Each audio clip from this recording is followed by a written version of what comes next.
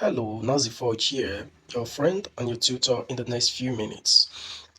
Today we'll be looking at a mitigation block, what they mean, and how to identify and mark them in a chart. If you've not watched our previous video on other blocks and breaker blocks, I suggest you go back, watch them. This is more like a follow-up or part of a series. My intention is to break down some of these popular essential ICT concepts so you have a foundation when we get into teaching a particular trading strategy and these terms come up, we mark these things as our points of interest. You would not be confused. All right. So if you watched our previous video, this will be very easy for you to understand. Even if you didn't watch it, although I advise you go watch it because a mitigation block is almost the same thing as a breaker block.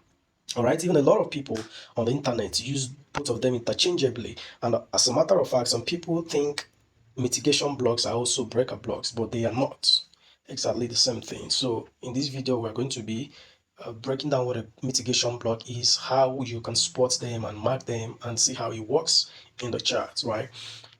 So by definition, this is the easiest definition I could come up with. I mean, when you go to the internet, you will find plenty and tons of definition, but this is something that really reflects what they mean. So what is a mitigation block? A mitigation block is a price zone where a previous order block that formed a failure swing gets broken and retested to reverse the markets. All right. A price area where a previous order block gets formed a failure swing, got invalidated and retested to reverse the price in the market. So this is the definition. So what we will look at an illustration that would make the whole thing clearer. So say we have a price here. There is another block here. So this is another block. Price comes down and reacts to this other block, comes down, and instead of reacting here, it gets broken. All right. And we have something like this. So we're saying that a mitigation block is the price zone where a previous order block, here we have another block here, a previous order block that forms a failure swing. This is a failure swing. Why is this called a failure swing?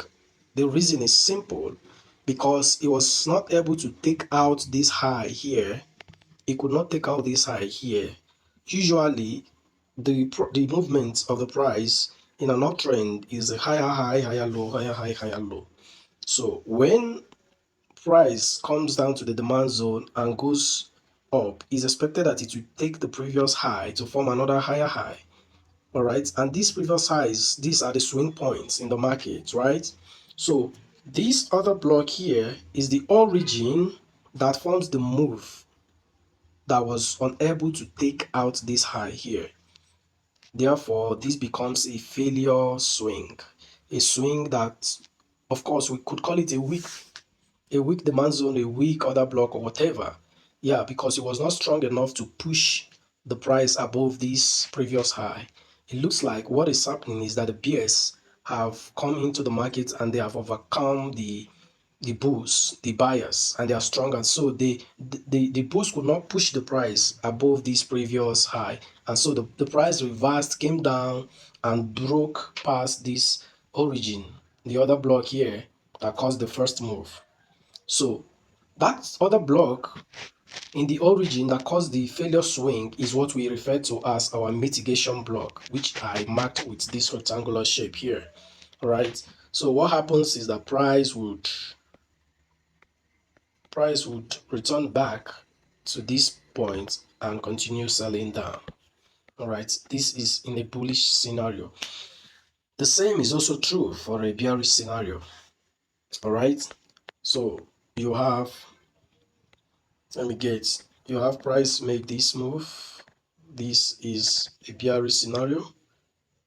Took out this low, came to this demand, this other block, but this other block was unable to take this low, and price reversed to break past the other block that caused the failure swing, price will reverse back to that same point and continue buying.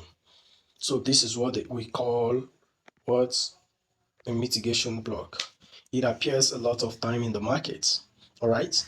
It appears a lot of time in the market. We are going to go over to the real charts to look at them and see places in the market where mitigation blocks formed and how price reacted in that price zone.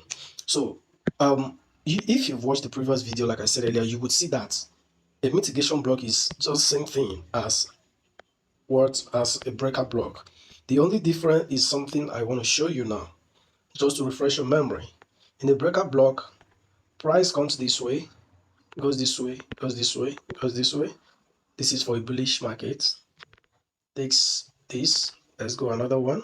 And instead of respecting here, it breaks, come back, react. Yep. So this is a breaker block here. Price will react off a breaker block for a bullish scenario. So I'm going to do same for a mitigation block. Price goes up, come down, goes up, come down, goes up, come down, goes up, come down, goes here, come down. So these points, now this is a mitigation block. I mean a breaker block, a breaker block. This is a mitigation block.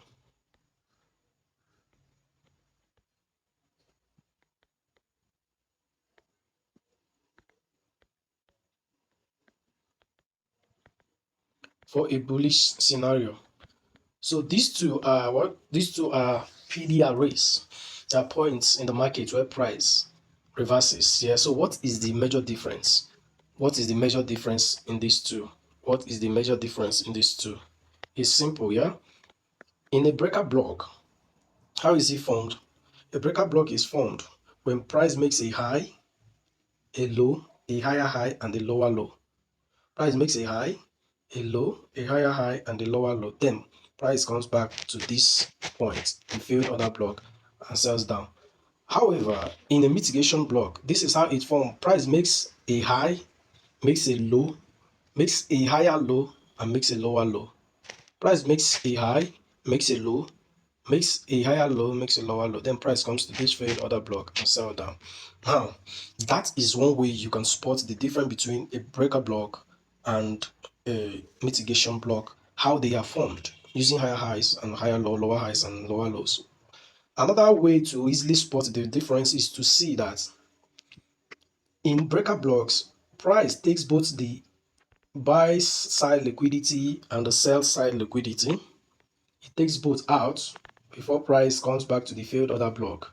So here there is a sweep of liquidity, and there is a sweep of liquidity both sides of the market up and down before it forms. However, in mitigation block, the price only gets to take out the liquidity down here, the internal liquidity down here,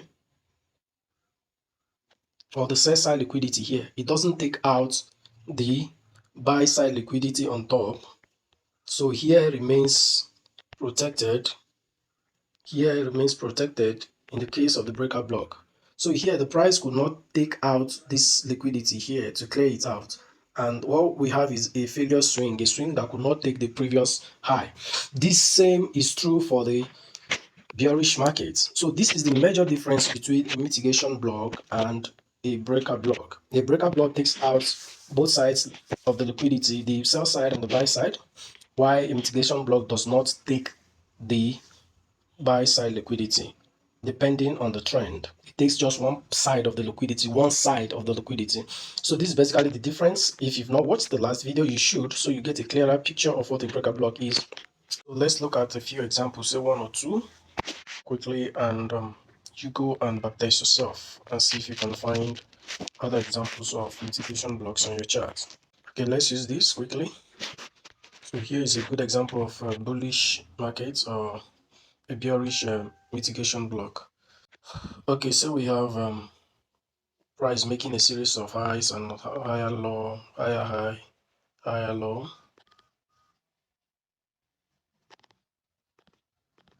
higher high, higher low. Then look at what happened here.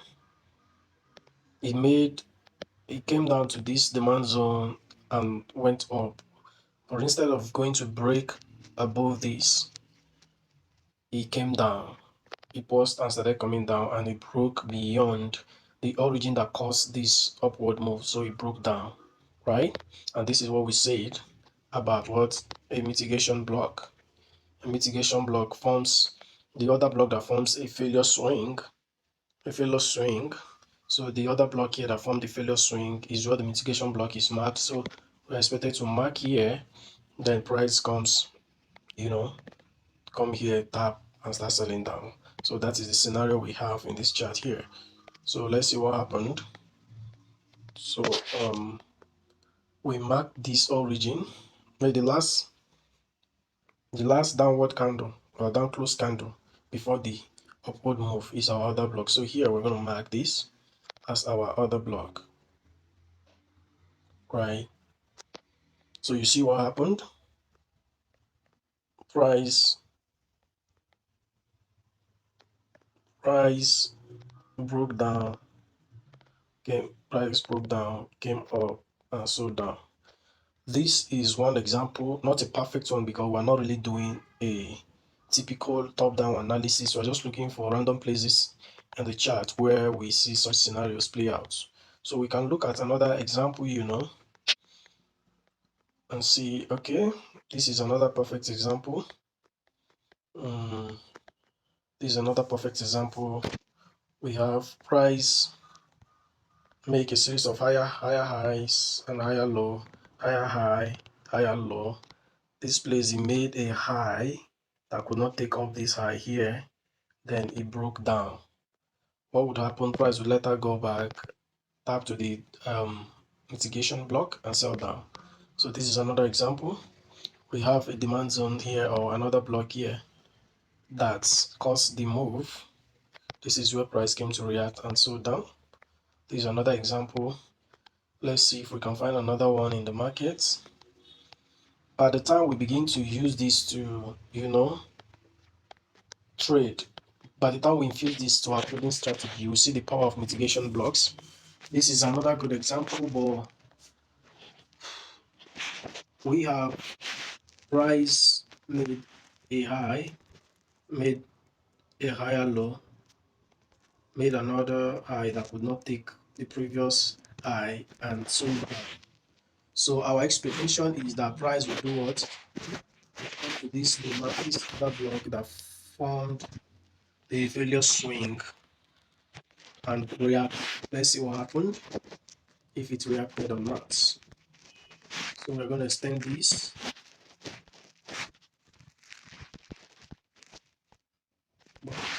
You see how price came to tap here and gave us a reaction, a little reaction, although this is a lot of pips. I mean, if you placed your short to here, you would have at least had, let's see, I mean 1:2, depending on where you could get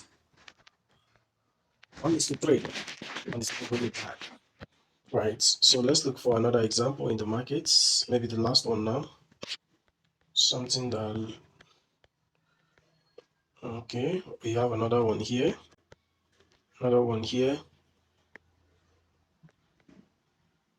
price made a high, made a low, made another lower high that could not take the former one out and broke down, right? So what happened? This is the origin, the other block that caused that move. You see how price would go back to its tap and it sold down massively. So this is another example. Anyways, that would be all for now. That would be all.